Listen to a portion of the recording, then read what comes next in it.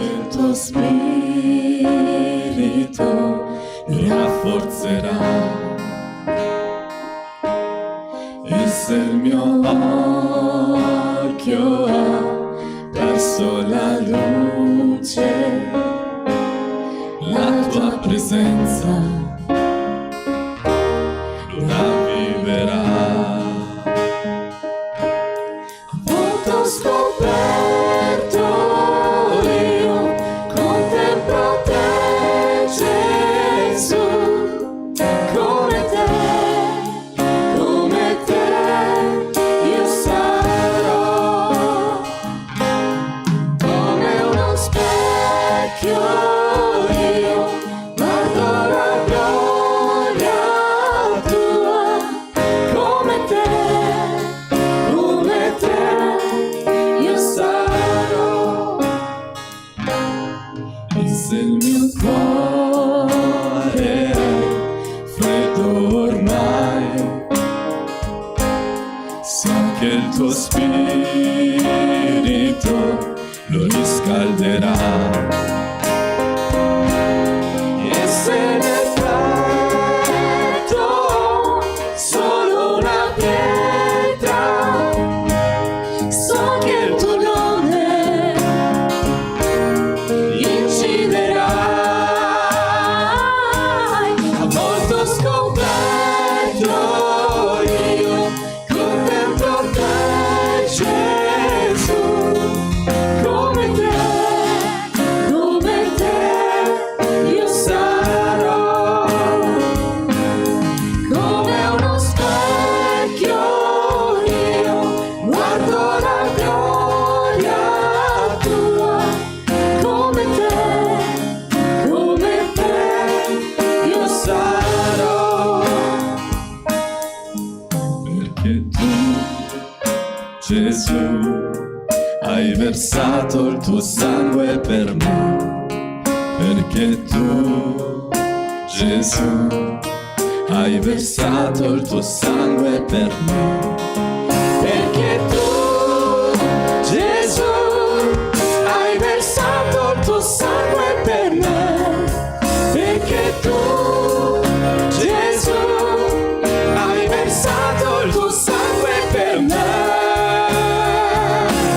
A volte ho scoperto io contemplo te, Gesù, come te io sarò, come uno specchio io guardo la gloria tua, come te io sarò, come te io sarò, come te io sarò.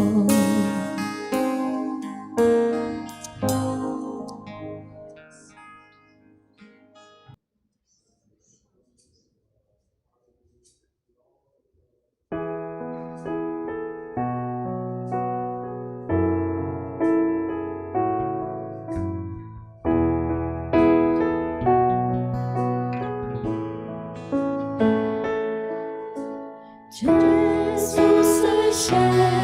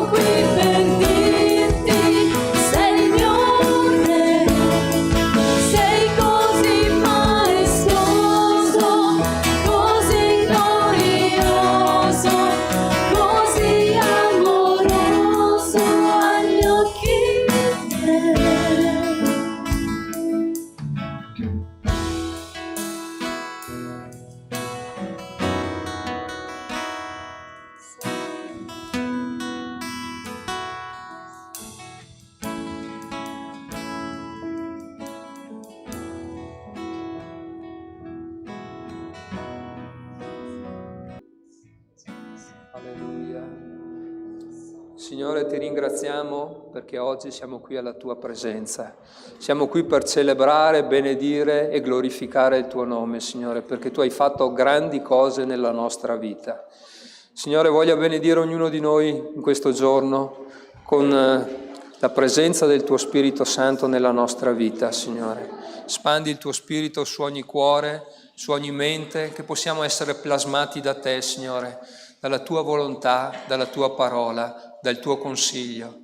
Signore, grazie perché, Signore, possiamo solo dire che tu sei colui che ha fatto dei benefici alla nostra vita, sei il nostro Salvatore, sei il nostro Redentore e di questo ti vogliamo ringraziare e benedire. Signore, benedici quanti non sono in mezzo a noi questo giorno, in modo particolare gli ammalati, Signore, sia accanto a loro, quanti ci seguono da casa, Signore, sì con loro, benedicili, Signore, con la tua meravigliosa presenza. Ti ringraziamo per ogni cosa nel nome di Gesù. Amen. Alleluia.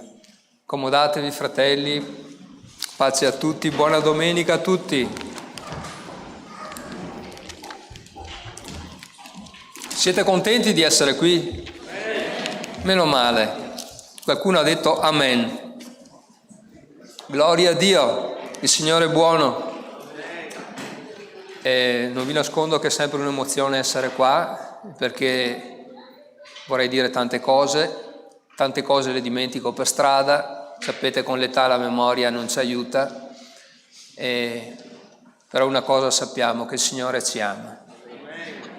Se sei qui oggi, fratello, sorella, amico, amica, sappi che sei nel posto migliore per questa giornata.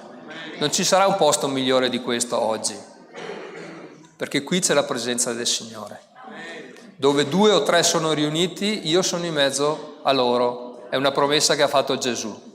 Qua se ci contiamo siamo più di 2 o 3. E noi crediamo alle promesse del Signore perché Egli è fedele. Amen? Questo dice la sua parola. Vi volevo parlare oggi di un uomo che è vissuto prima di Gesù, circa 500 anni prima. Scusatemi, prendo gli appunti perché ho sempre paura di dimenticare qualcosa. Questa mattina mia moglie mi ha detto: guarda che io non traduco mica quello che tu... E ho detto: perché? No, è troppo complicato. Dice: ma di cosa devi predicare? Ha detto. E allora mi dice: ma scusa, cosa stai leggendo? Sto leggendo dell'Olanda, dei tulipani, del mercato del gas. E dice: è troppo difficile da tradurre sta roba qua. E io ho detto: guarda che non sono mica quelli i miei appunti, era una cosa che avevo stampato, non c'entra niente. Volevo sapere come mai in questi tempi stiamo pagando il gas così tanto e ho fatto un po' di ricerche e ho visto che la borsa del gas è in mano agli olandesi. Gli olandesi avevano fatto già ste robe ai tempo dei tulipani, ma non c'entrava niente con la predicazione. Allora lei si è rassicurata, ha detto: va bene. Allora gli ho dato gli appunti, li ha guardati e insomma ci siamo. Ecco, non volevo parlarvi del mercato dei bulbi del tulipani e neanche della borsa olandese, rassicuratevi. Però volevo parlarvi inizialmente di un uomo che ha vissuto circa 500 anni prima di Gesù. E questo uomo lo potremmo definire un ricercatore. Lui aveva proprio il desiderio di conoscere la verità e aveva imbastito tutto il suo pensiero la sua filosofia sul dialogo. E proprio lui era un ricercatore e era a stretto contatto della parola. E divenne quello che fu il fondatore di una filosofia morale. E ancora oggi, nella nostra società, nelle nostre scuole, si studia di quest'uomo che è venuto 500 anni prima di Cristo. Non lasciò niente di scritto, perché, secondo lui, la scrittura era qualcosa che non aiutava la testa della persona. Perché diceva: se lasciamo qualcosa di scritto, tu non farai più gli sforzi per ricordarti quello che ti ho detto. Altrimenti, se non c'è niente di scritto, tu devi sforzarti. E lui non lasciò niente di scritto. Per cui quello che noi sappiamo, lo sappiamo da altri che hanno scritto di lui, perché per forza di cose la scrittura ci deve essere. I primi credenti, i primi cristiani videro in questo uomo un credente che si stava avvicinando alla realtà e alle verità del Signore, pur non essendo venuto in contatto con Gesù. Questo uomo si chiamava Socrate ed era un filosofo greco. Perché vi parlo di lui? Perché a un certo punto della sua vita, pur essendo ritenuto un uomo sapiente, un uomo intelligente, preso a, come dire, campione da tanti altri, fu accusato dai suoi contemporanei di sovversione verso le istituzioni, verso le religioni, perché si parlava di religioni, un sobillatore di giovani, e venne processato e portato in quel luogo che noi andremo a vedere, che è l'Areopago ad Atene. Lì inizialmente vollero dargli una multa simbolica, poi gli dissero no, ti mandiamo via, in ultima decisero di farlo morire. E voi sapete, è passata la storia, Socrate fu quell'uomo che morì bevendo la cicuta. Avete sentita qualche volta questa cosa qua, quell'erba amarissima, velenosissima, per cui morì. Ed era un uomo giusto, perché lui diceva, piuttosto di fare un'ingiustizia, è meglio subirla. Anche qui vediamo un carattere molto particolare. Benissimo. Questo uomo fu processato proprio nell'Areopago ad Atene. Adesso andiamo a leggere parte del capitolo 17. Paolo, l'Apostolo, che arriva ad Atene. Prendete le vostre Bibbie con me, se volete alzatevi pure, così magari state comodi, come non detto. So che avete una certa età. Verso 16, Atti degli Apostoli, capitolo 17. Portate sempre la Bibbia, possibilmente, che è meglio del telefonino, perché lì potete scriverci anche qualche appunto se è la vostra Bibbia. Un vecchio pastore, un anziano pastore, un pastore che è stato nostro pastore, diceva che non vai a zappare la terra senza la zappa. E quando vieni in chiesa con la Bibbia, perché parliamo della Bibbia. Gloria a Dio. Signore, benedici la tua parola, che possa essere qualcosa di buono come realmente è per il nostro cuore, per la nostra mente, per il nostro spirito. Ungila col tuo Spirito Santo, te lo chiedo nel nome di Gesù. Amen. Mentre Paolo li aspettava ad Atene, lo spirito gli si inacerbiva dentro nel vedere la città piena di idoli. Frattanto discorreva nella sinagoga con i giudei e con le persone pie e sulla piazza ogni giorno con quelli che vi si trovavano. E anche alcuni filosofi epicurei e stoici conversavano con lui. Alcuni dicevano: cosa dice questo ciarlatano? E altri: egli sembra essere un predicatore di una divinità straniera, perché annunziava Gesù e la resurrezione. Presolo con sé, lo condussero su nell'Areopago dicendo: potremmo sapere quale sia questa nuova dottrina che tu proponi? Perché tu ci fai sentire cose strane? Noi vorremmo dunque sapere che cosa vogliono dire queste cose. Or tutti gli ateniesi e i residenti stranieri non passavano il loro tempo in altro modo che a dire o ad ascoltare novità. E Paolo, stando in piedi in mezzo all'Areopago, disse: Ateniesi, vedo che sotto ogni aspetto siete estremamente religiosi, poiché, passando e osservando gli oggetti del vostro culto, ho trovato anche un altare sul quale era scritto: al Dio sconosciuto. Orbene, ciò che voi adorate senza conoscerlo, io ve lo annunzio. Il Dio che ha fatto il mondo e tutte le cose che sono in esse, essendo Signore del cielo e della terra, non abita in templi costruiti da mani d'uomo e non è servito dalle mani d'uomo come se avesse bisogno di qualcosa. Lui che dà la vita a tutti, il respiro ad ogni cosa. Egli ha tratto da uno solo tutte le nazioni degli uomini perché abitino su tutta la terra, su tutta la faccia della terra, avendo determinato le epoche loro assegnate e i confini della loro abitazione, affinché cerchino Dio, se mai giungano a trovarlo come a tastoni, benché Egli non sia lontano da ciascuno di noi. Difatti, in Lui viviamo, ci muoviamo e siamo, come anche alcuni vostri poeti hanno detto, poiché siamo anche sua discendenza. Essendo dunque discendenza di Dio, non possiamo credere che la divinità sia simile a oro, argento o a pietra scolpita dall'arte e dall'immaginazione umana.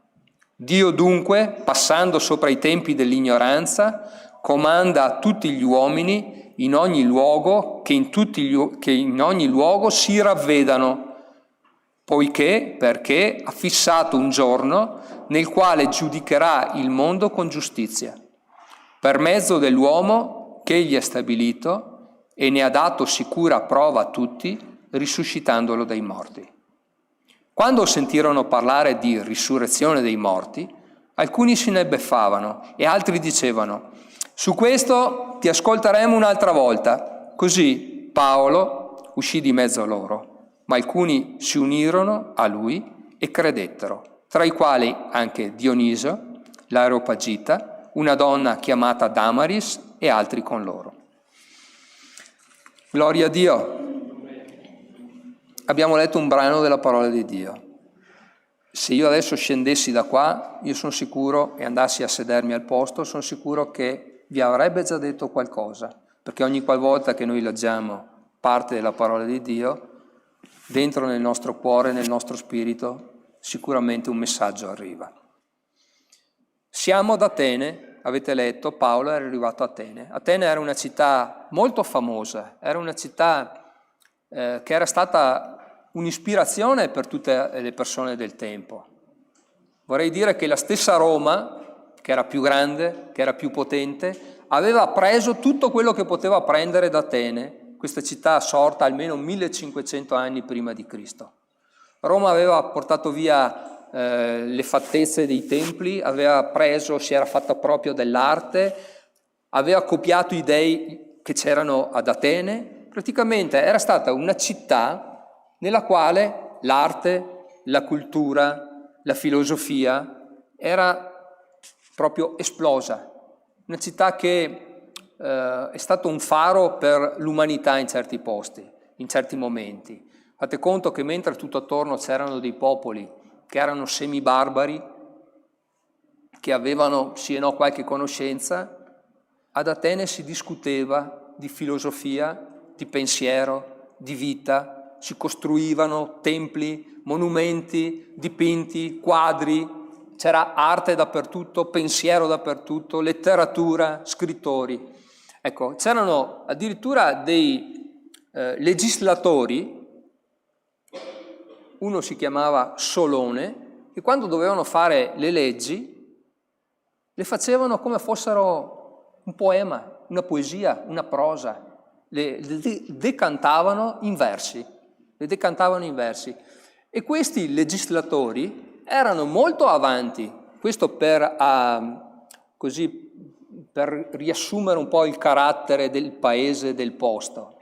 Pensate che una legge che c'era ad Atene diceva che il padre doveva insegnare il lavoro al figlio, cioè il figlio non poteva vivere di rendita con quello che il padre aveva guadagnato. La legge diceva: se tu sei un buon padre, devi essere un buon padre, devi insegnare a tuo figlio il lavoro.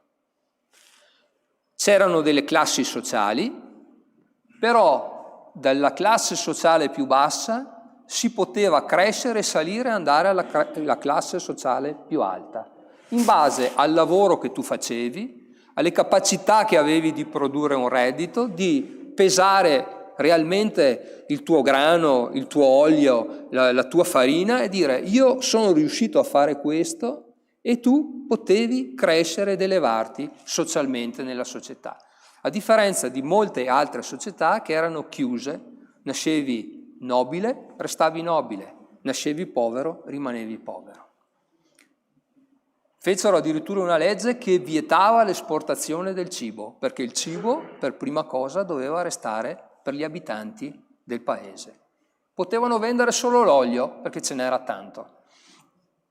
E addirittura i greci, che erano famosi per tutte queste congetture politiche, noi usiamo la parola politica per dire amministrazione della polis, della città, politica vuol dire quella. Nel caso ci fossero state delle controversie fra due gruppi, chi non prendeva una posizione o nei confronti di un gruppo o nei confronti dell'altra veniva esiliato. Cioè non c'era posto per i tiepidi in qualche maniera. Dovevi far parte o di una fazione o di un'altra, altrimenti il governo ti esiliava. E la politica per i greci era uno degli impegni più alti che un cittadino potesse avere, aspirare alla politica, all'amministrazione della cosa pubblica. Bene, un altro governatore, l'avrete conosciuto anche voi, e dopo mi fermo su questo excursus, si chiamava Dracone ed è diventato famoso perché le sue leggi erano talmente ferree, talmente stabili, talmente, diciamo, inamovibili, che ancora oggi noi adoperiamo il termine è una legge draconiana, quando è categorica, quando è stabilita non si discute e ci fa fare sacrifici. Ebbene, Paolo si trova in questa città a portare il messaggio del Vangelo. Se voi vedete i capitoli precedenti degli Atti degli Apostoli, Paolo è la raffigurazione in qualche maniera migliore, più positiva, ma di ciascuno di noi, perché la famosa sberla che ha ricevuto sulla via di Damasco, quando lui stava cavalcando e cercando di andare ad imprigionare i primi cristiani, questo famoso colpo lui l'ha ricevuto e gli ha cambiato completamente la vita. E questo è un po' la conversione che ciascuno di noi ha avuto. Credo che ognuno di noi abbia avuto un momento particolare nel quale ha conosciuto Dio, magari nella difficoltà, nel problema, finché stava percorrendo una strada ed era proprio lanciato dritto verso quella strada e tac, ti arriva il colpo che ti ferma, ti fa aprire gli occhi, in questo caso nostro, nel caso di Paolo glieli ha fatti chiudere, vi ricordate? Però gli ha cambiato completamente la vita e così anche noi in un certo senso siamo la testimonianza di quello che è successo a Paolo. Il Signore ha cambiato le nostre vite. Noi non siamo qui perché siamo al club della chiesa di Marostica, non ci interessa. Non siamo neanche qui per fare una funzione religiosa, non avrebbe senso. Siamo qui, come diceva Silvia, perché questo è il posto migliore per poter adorare il Signore, in mezzo alla sua chiesa. Siamo qui perché abbiamo bisogno di avere un contatto con il Signore, perché Lui ci parli, perché Lui continui a sostenerci, perché Lui ci possa dare forza. E siamo qui soprattutto anche per ringraziarlo. Ebbene Paolo, dopo che è stato fermato, una delle prime cose che ha fatto è andato a proclamare il Vangelo a chi? Ai giudei, vi ricordate? Perché lui era giudeo, era figlio di farisei, era stato ai piedi di Gamaliele, era fin dall'infanzia, aveva seguito tutta la legge. Quindi quando lui ha ricevuto Gesù ha detto vado a portare il messaggio di Gesù ai miei fratelli. Però sappiamo, c'è un proverbio che dice che non c'è peggior sordo di chi non vuole ascoltare, no? Lui va, mi sono segnato un attimo le città, ma voi nei capitoli precedenti le potete trovare tutti. Lui è andato ad Antiochia, lui è andato a Listra, lui è andato a Filippi, lui è andato a Tessalonica e ogni volta da questi posti è dovuto scappare via. perché lui andava a predicare nelle sinagoghe dei giudei e ogni volta o lo lapidavano, o lo bastonavano, o lo facevano scappare fuori dal locale di culto. C'è stato un posto dove in una sinagoga l'hanno ascoltato, volentieri. Però sono arrivati quelli della sinagoga precedente che hanno detto: guarda che è un impostore, mandatelo via. Quindi anche nel quarto posto lui dovette andare via e scappare.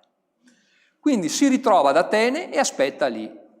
Aspetta gli altri fratelli che devono arrivare e nel frattempo cosa fa? Come dovrebbe fare ogni credente e ogni cristiano? Evangelizza.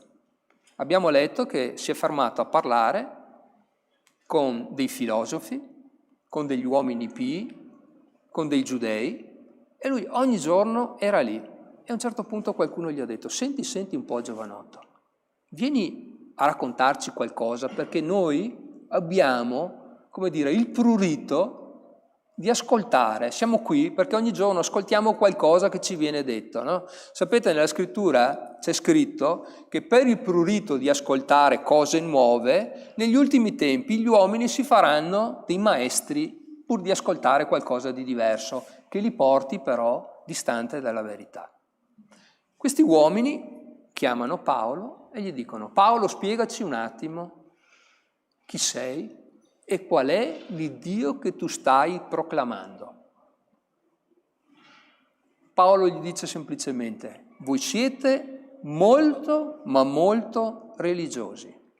Ad Atene c'erano circa 100 templi.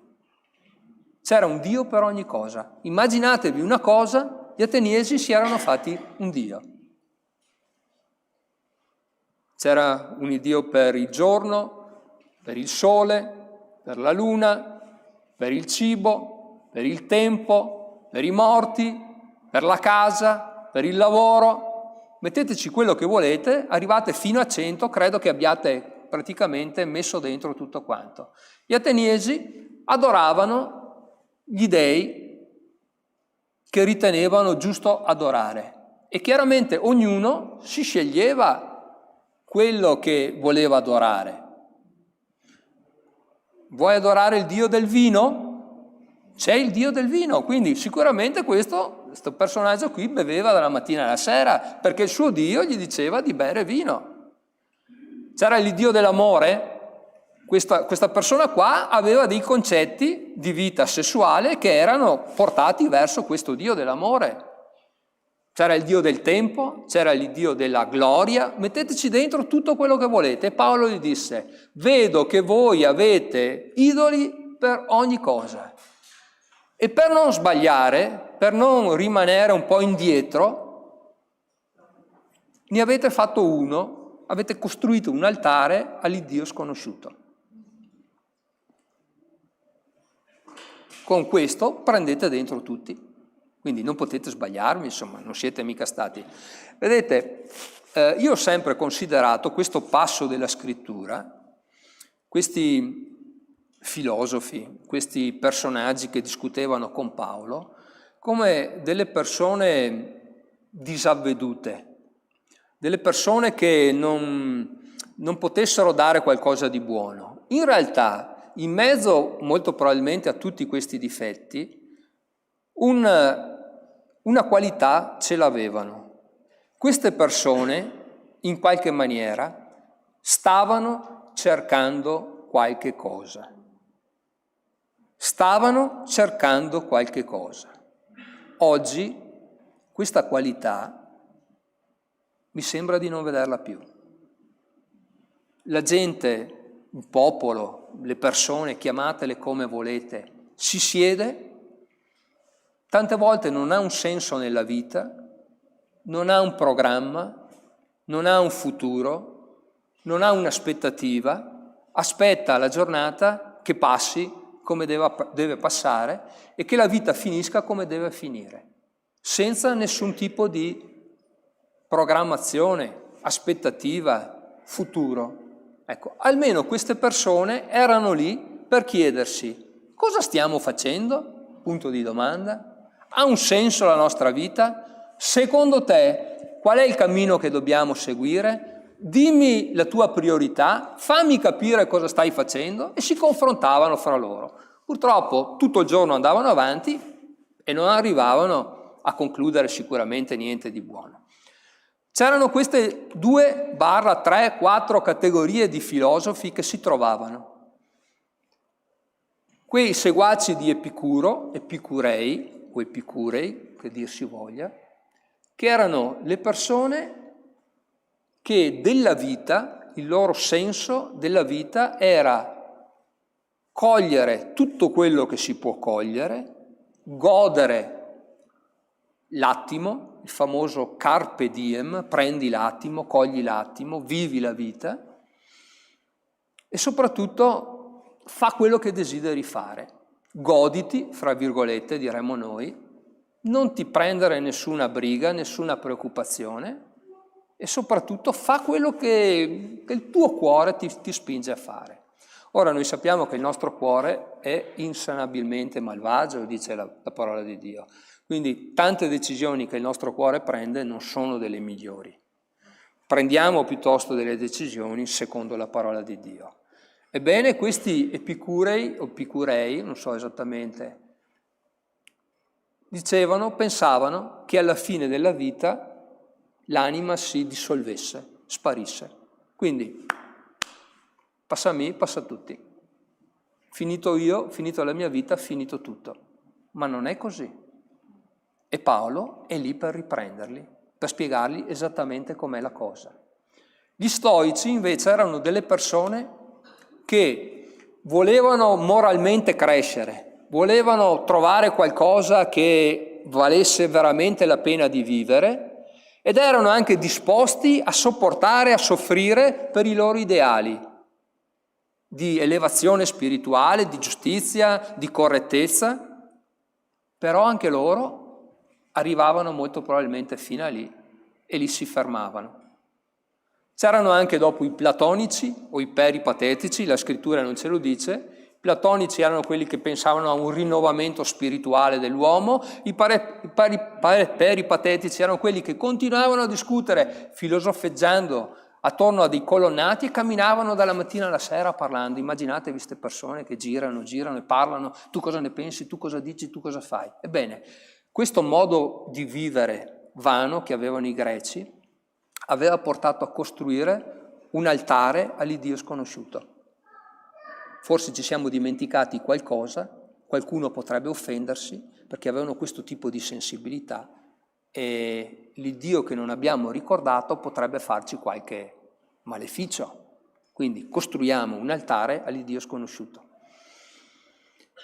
Tante volte mi sono domandato, non so se vi siete mai fatta anche voi questa domanda, le persone che non hanno avuto modo di conoscere Cristo e la verità, che fine faranno? Immaginatevi, in tanti posti del mondo non ci sono arrivati missionari. Nel caso di Socrate non aveva udito parlare della parola di Dio. Però c'era qualcosa che l'aveva mosso verso una direzione. Nel primo capitolo della lettera dei Romani c'è scritto che la creazione stessa, le opere potenti di Dio, ciò che Lui ha fatto, ci parlano di Dio. Quindi anche il famoso uomo, quante volte vi avranno fatto questa domanda, ma uno che viveva in mezzo alla giungla e che non ha mai sentito parlare del Signore, che non ha mai sentito parlare di Cristo, andrà all'inferno? Dio, che ama le sue creature, ha delle strade, ha provveduto delle strade per ciascuno di noi. Noi siamo in un periodo dove la parola di Dio viene predicata e abbiamo questo compito. Paolo ci sta chiedendo, ci sta, come dire, mostrando, ci sta insegnando che dobbiamo portare la parola a tutti quanti.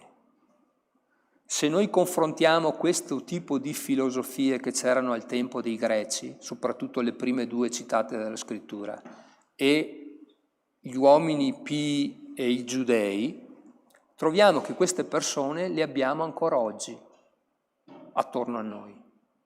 Ci sono persone che cercano con la loro giustizia, magari con degli sforzi, con della fatica, con delle rinunce interiori, con dei sacrifici mostruosi, di trovare la strada per arrivare verso il cielo. Ci sono delle persone che invece dicono: sì, Dio esiste, rimane là e io devo godermi la mia vita, devo fare quello che voglio. Paolo ci dice, ci dà questo tipo di insegnamento. Andate a parlare a questo tipo di persone. Andate ad evangelizzare questo tipo di persone. Anche gli uomini pii, in questo caso, e anche gli uomini giudei, che erano i religiosi del tempo. I giudei conoscevano Dio, pensavano di andare a Dio solo attraverso dei rituali, ma avevano rinunciato alla porta d'ingresso, avevano rinunciato a entrare per quel passaggio che è Gesù Cristo il Signore. Grazie per l'amen, Robert. Amen. Noi possiamo andare in cielo, possiamo andare a Dio solo passando attraverso Gesù Cristo. E Paolo ce lo ricorda molto bene.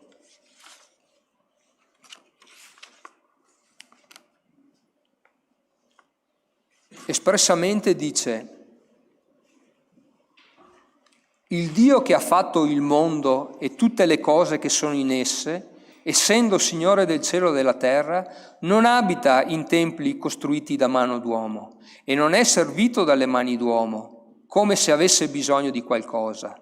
Lui che dà a tutti la vita, il respiro ed ogni cosa.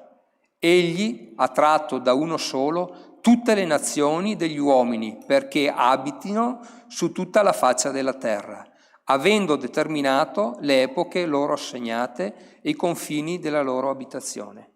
Paolo praticamente espone agli uomini greci il Vangelo della salvezza e dice: guardate che voi non conoscete Dio, avete un sacco di idoli, avete un sacco di dei, ma non sono il Dio vero, l'unico, l'onnipotente, il santo.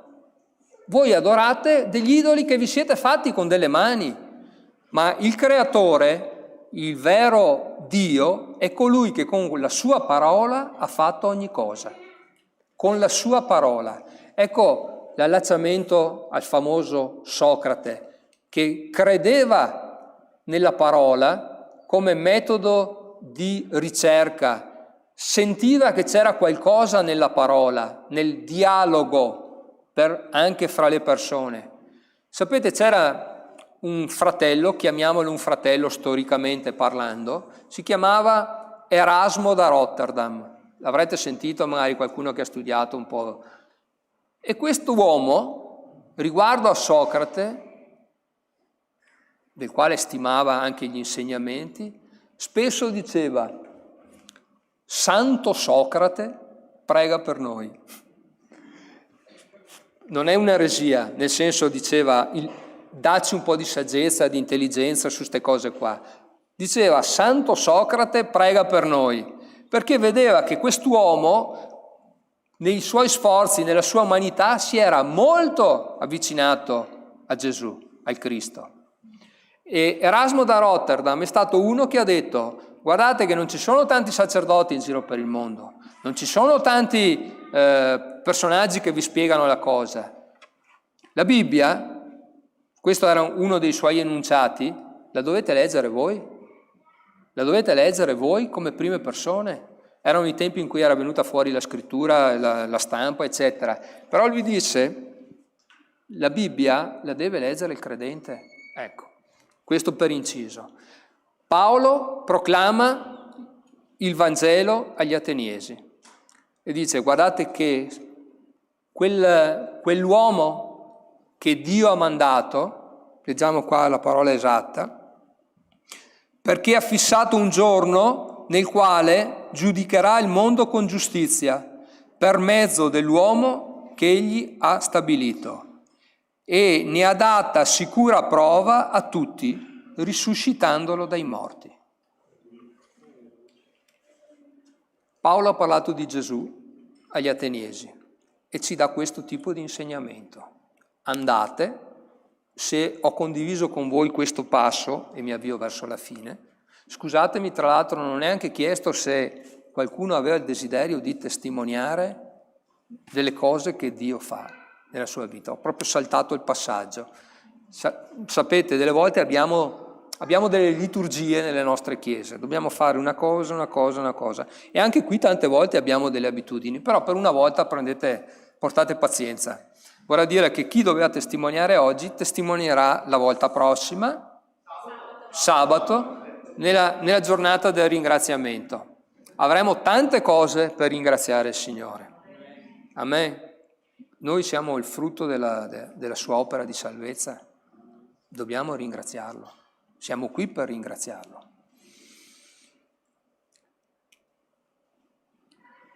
Paolo porta, abbiamo detto, il Vangelo agli Ateniesi, ai Greci, e dice: se volete passare veramente da questa vita alla vita eterna, dovete credere in Gesù, il risorto dai morti.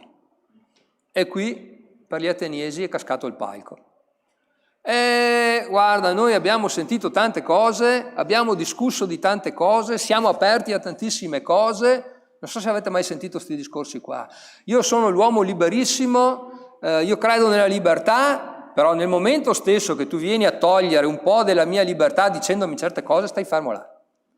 È un ragionamento attuale, no? Oggi siamo nel mondo della massima libertà, però tu non puoi dire qualcosa che vada al di là di certi limiti. No, Gesù, la via, l'unica via, la verità, la vita. Umanamente qualcuno dice: è orgoglio puro sta roba qua. Eppure Gesù dice: nessuno viene al Padre se non per mezzo di me. Io sono la via, la verità e la vita. Sforzatevi di entrare per la porta più stretta, perché larga è la porta che porta all'inferno, ma stretta è la porta che porta in paradiso. E non ci sono tre porte, giusto per cancellarne una che storicamente abbiamo sempre visto. Non ci sono tre porte. Non c'è inferno, paradiso e quella di mezzo che va bene un po' di qua, un po' di là, no? Non c'è. Ed è stato anche riconosciuto ultimamente. Nella Bibbia non lo troviamo, il purgatorio non c'è. Non puoi passare un periodo lì in attesa di. Il giudizio è chiaro. Verrà un giudizio perché ha stabilito che il mondo sarà giudicato con giustizia per mezzo dell'uomo che egli ha stabilito e ne ha dato sicura prova risuscitandolo dai morti. Davanti a queste cose io personalmente mi trovo mancante, fratelli e sorelle, perché nel corso degli anni in cui sono stato e sono credente, ho visto persone evangelizzare in una maniera meravigliosa, dei fratelli, delle sorelle che parlavano a tutti. Ma a tutti, tant'è che qualcuno diceva: senti, basta, te me stai stufando, non ne posso più. Eppure erano in treno, parlavano del Signore, erano al lavoro, parlavano del Signore, erano in casa, in famiglia, parlavano del Signore, erano a scuola, parlavano del Signore. Io ho visto che ci sono stati dei fratelli e delle sorelle veramente dotati di questo dono. E dico: Signore, dammi grazia di ardire un po' di più, di non avere timore, di non avere paura, di parlare di te di più, perché il mondo ha bisogno di conoscere Gesù. C'è un giudizio, sappiamo cosa dice questo giudizio. Separerà le pecore dai capri, va bene? E un domani, abbiamo cantato, staremo con il Signore per l'eternità. Questo è il nostro obiettivo, non dimentichiamocelo. I filosofi greci avevano un obiettivo che era il risolvere i problemi della vita quotidiana, ma lì si fermavano, non credevano nella vita eterna. Circa queste cose ci sentiremo più avanti, come dire: se vedemo da morti, dove che siamo, no? Ecco, detto così in linguaggio veneto, ci vediamo quando morirai, se risorgerai. Noi abbiamo questa fiducia nel nostro cuore, non viviamo questa vita per viverla solamente, viviamo questa vita perché vogliamo stare per sempre con il Signore e questo è il premio che ci è stato promesso. Fratelli, sforziamoci di combattere questa battaglia, perché avete sentito anche domenica scorsa, il nemico non rimane fermo, va in cerca chi poter sbranare. Il pastore ha fatto un'immagine, ha fatto proiettare un'immagine di un lupo, se vi ricordate, che aveva la testa di agnello. Voi magari, qualcuno di voi magari l'avrà visto, l'avrà sentito. C'è una società che ha come emblema questo simbolo. Sicuramente non sono dei cristiani, non sono degli umanisti, non sono delle persone che vogliono bene all'umanità. Questo simbolo è un simbolo loro, un lupo vestito d'agnello. Prende il nome di una persona, dopo magari se volete vi potrò anche dire cosa, non è il caso, ma il nemico non sta fermo e cerca, andando attorno, chi poter divorare. Stiamo saldi, per concludere, nel posto dove il Signore ci ha messo. Leggiamo la sua parola, chiediamo al Signore che ci risponda, come dire, stiamo, come si dice a Napoli, state a corto, stiamo attenti di tutto quello che ci gira attorno perché siamo preziosi agli occhi del Signore. La tua vita, fratello, la tua vita sorella, amico, amica che sei qua, è preziosa agli occhi del Signore. E Lui non vuole che nessuno si perda. Lui è andato in cerca della pecora smarrita. Ha lasciato tutte le 99 nell'ovile ed è andato in cerca della pecora smarrita. Confida nel Signore, abbi fiducia in Lui e Lui ti porterà fino alla fine del cammino. Questo è un augurio che dedico anche a me, perché ho detto Lui ti porterà, Lui ci porterà fino alla fine del cammino, perché le sue promesse sono fedeli e noi siamo qui per celebrare la sua fedeltà. Il Signore è buono e la sua benignità dura in eterno.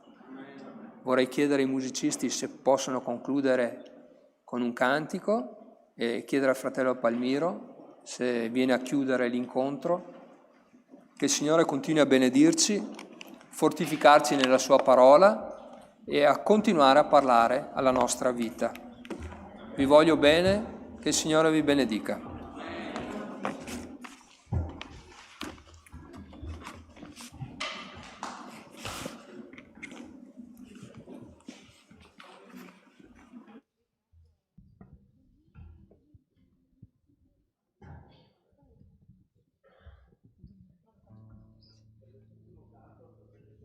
Per cortesia, vogliamo alzarci in piedi? Vogliamo cantare anche noi. Vogliamo lodare il Signore.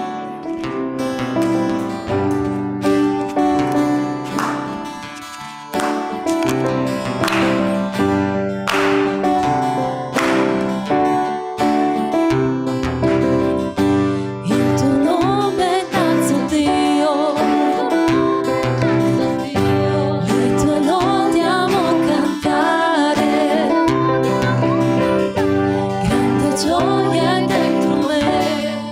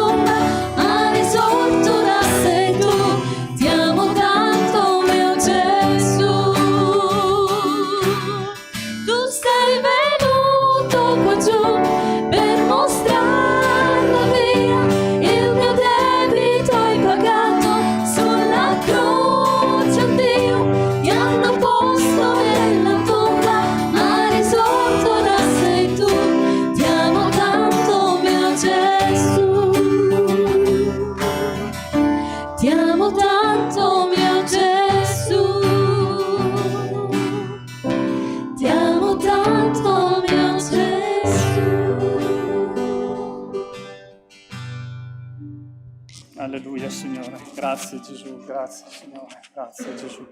Grazie Padre, grazie Gesù. Signore, grazie ancora questa mattina per il tuo Santo Spirito qui in mezzo alla tua Chiesa, Signore. Grazie per la tua parola, Signore. Padre, grazie perché il tuo messaggio toglie la confusione che c'è nel mondo, Signore.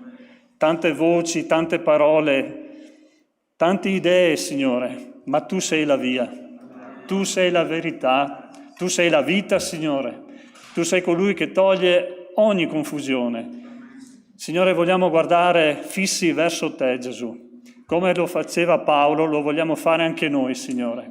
Grazie veramente per quello che hai distribuito nei nostri cuori in questa mattinata, Signore.